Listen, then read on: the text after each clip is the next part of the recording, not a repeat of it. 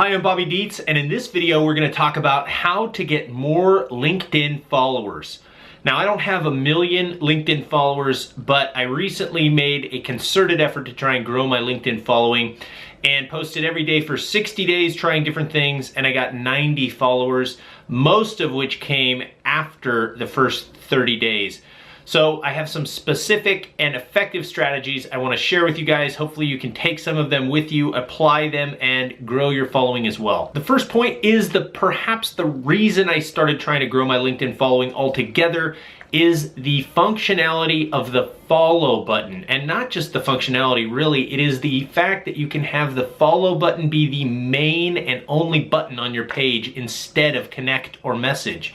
Now people just follow you when they go to your profile. You don't have to have them connect with you.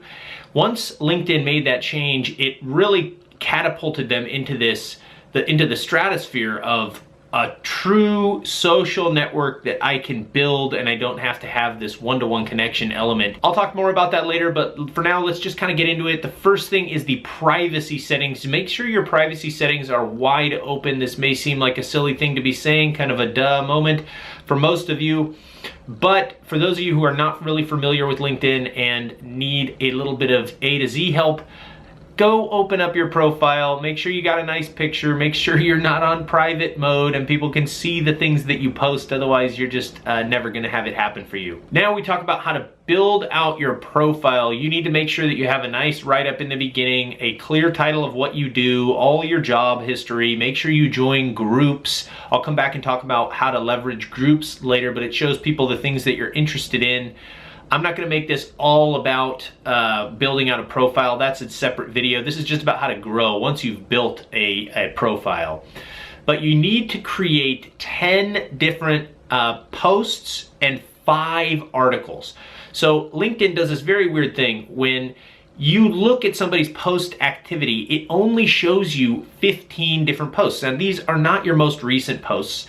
It's not your most successful posts. It's just 15 random posts, 5 of which are articles and 10 of which are just posts. It's so bizarre. I post every day and it's still these same 10 random posts. I only know this because I create dummy accounts on all the different social profiles to see how things appear. You always need to be testing, so this is the reason I found this out.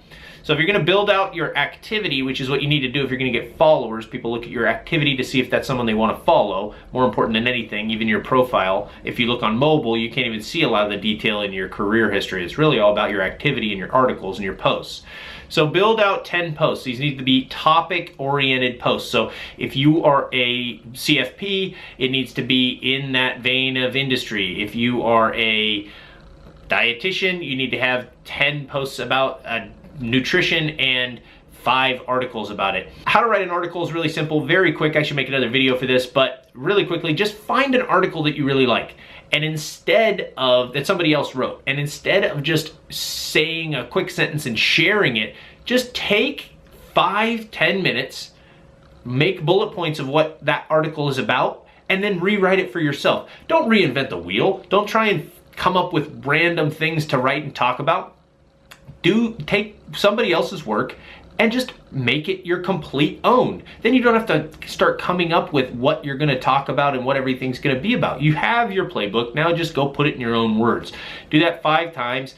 Create posts is basically the same thing. You wanna have strong opinions or add value on your topic and give that information to people. It's not very hard. Then when somebody lands on your profile, they'll see 5 articles and they'll see 10 different posts and they can say, wow, those are some interesting topics this person talks about. I'll follow them. At a minimum, you need to have the 15 posts, but obviously you're gonna wanna continue to post content, otherwise people are gonna unfollow you, okay? So listen, what you need to do is create a post and put links to all your other pages on LinkedIn. So your home page and tell people to follow you, your recent activities page with a link to your posts, and your articles page with links to your articles. That's gonna give people who see a post that are interested and think, this person looks interesting, maybe I'll click through. No, they don't have to wonder where they're gonna go look. I wanna see more like this. Or I want to see what kind of articles this person has written. Give them, spoon feed them where to go and what to do. It'll make them engage with your page a lot easier, more frequently, and you'll get more followers because there's a way to tie them in with you a little more. Okay, once you've posted you need to make sure that you share all this stuff in groups. So like I said earlier in the video, you need to join groups. All these groups need to be based specifically on what you do. If it's finance, join as many finance groups as you can. I mean, at least 10, let's say, okay? Really good groups. And we want big, and we want small, and we want medium. All the different sizes of groups. You'd think, oh, there's only 1,500 people in this group.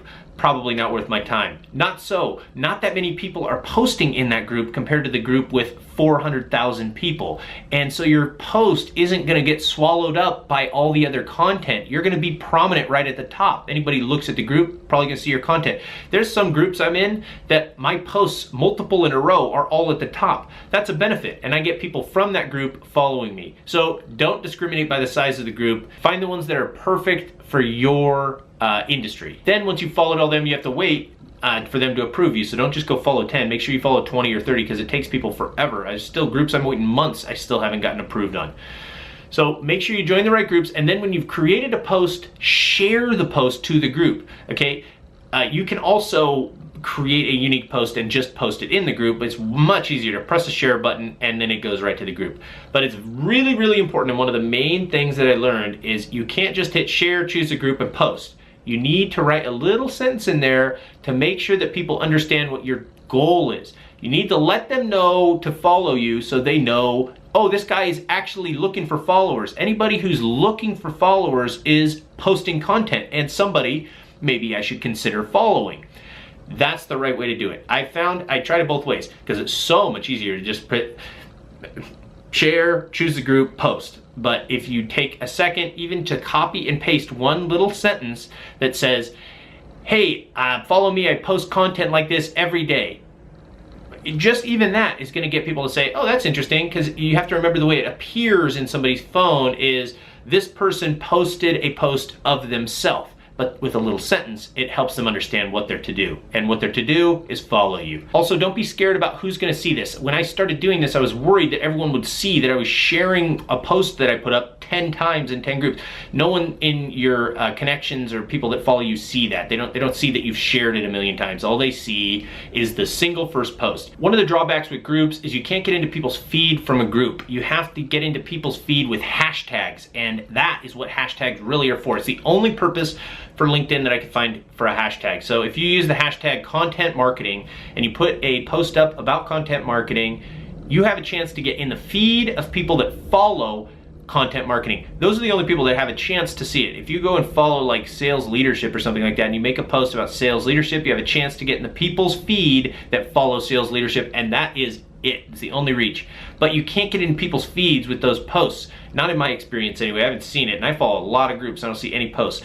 And for hashtags, you can only get in people's feed on mobile. I'm telling you, it's so bizarre and I can't explain it, but I've never seen a hashtag that I follow post in my feed on my desktop, only on mobile. So I can't explain. Some of this stuff is really finicky and wonky with LinkedIn, but that's just the way it works. So make sure you use some hashtags, make sure they're very applicable to what you're doing, and make sure they're not too big. I find that if I can get that medium to small size hashtags I'm using, it's much, much more effective, because I mean, think about how many people are following entrepreneurship. I mean, it's white noise at that point. So, but if you can find like small business owners marketing, now I've got a pretty good chance of getting in somebody's feed. When you start posting every day, you're gonna get a ton of connection requests. Most people see these as a nuisance or annoyance.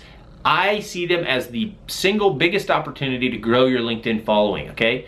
You have all these people reaching out to you, trying to connect with you, that maybe don't even know that they can follow you instead of connect, or they're spamming you and trying to get you to do business that's never ever gonna happen. Tons of that on LinkedIn, right? Okay, so I have this strategy I deployed where anybody who came and tried to connect with me, I sent them I accepted their connection request, and then I sent them a template reply that said, thanks for the connection request. I reserve my first degree connections for people I've actually done business with, but follow me. I post content every day, and then I send them a link to my landing page where they can see the follow button very clearly. And then under that, so I'm not blowing them off totally, I say, but for business inquiries, make sure you email me, Bobby at. And that gives me the great opportunity to be a friendly, hey, I do want to talk to you. I just try and keep my connection circle really tight. So you're not blowing them off. They can contact me. They can't get my email from LinkedIn. Now they've got it. So it's a friendly, I've never had anyone email me either, by the way. So I've tons of these things. No one's ever emailed me. So if you're worried, oh, I don't want to get my email out, I don't know. It's just no one emails me. So there's really no downside, and the conversion rate on this is 17%, which is a great conversion rate in any industry, man. This is the way to really grow your LinkedIn following, I found, and you only get people to inbound contact you when you are out posting, so you have to post every single day. Which brings me to my next point, which is the type of posts, okay? As of late, I have tried doing just text posts, and they are explosive. They go into so many people's feed. I have absolutely no idea why. They're so much better, but they're just so much better. You look at the views on them and it's unbelievable. Even way better than my articles. These little silly quick messages that I just type out and send out into the LinkedIn, for some reason, get seen by 100 times more people than the articles that I spend so much time putting together. So a great deal of my strategy moving forward is just gonna be through text. I get so many likes and comments, it's really unbelievable. It's not even comparable.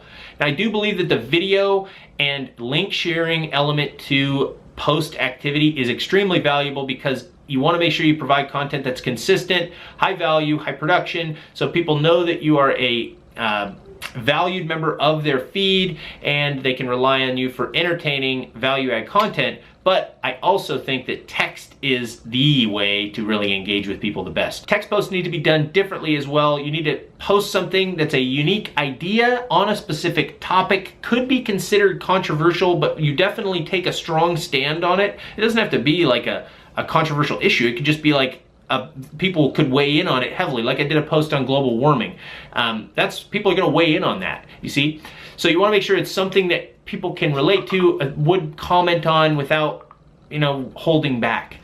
And it doesn't have to be long. Just keep it very short. Say something out there. People will reply to you. It's really unbelievable, as long as it has a message that people could feel passionately about. A common strategy for Instagram is the follow-unfollow strategy. I use Stim Social to grow my Instagram following, where I just post ad reviews.